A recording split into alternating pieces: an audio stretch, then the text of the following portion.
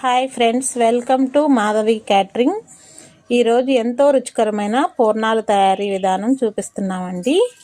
ముందుగా పచ్చెనగపప్పు ఉడకబెట్టుకొని half boil చేయాలి. హాఫ్ బాయిల్ అయిపోయిన తర్వాత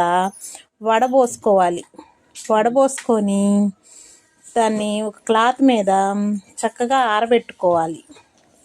ఆరబెట్టుకున్న దాన్ని ఆరిపోయిన తర్వాత మిక్సీ గిన్నెలో పొడి చేసుకొని పక్కన పెట్టేసుకొని మనం ఇప్పుడు కేజీ పచ్చెనగపప్పుకి కేజీ బావు బెల్లం వేసి పావు కేజీ పంచదార వేసి పొయ్యి మీద పెట్టుకొని కొంచెం వాటర్ వేసి మొత్తం కలదిప్పుకొని కొంచెం పాకం వచ్చే వరకు తిప్పుకుంటూ ఉండాలి.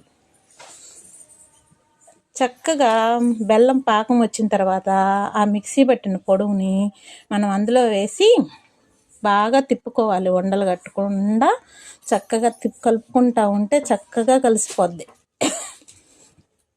ఈ కలిసిపోయిన తర్వాత అప్పుడు మనం మళ్ళీ కొంచెం ఎండు కొబ్బరి కూడా అందులో వేసుకోవాలి.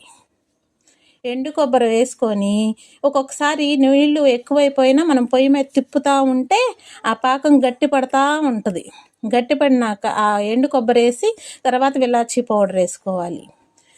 అప్పుడు ఉండలు చేసుకొని మనం పూతపిండి రెడీ చేసుకొని పక్కన పెట్టుకొని బాండీలో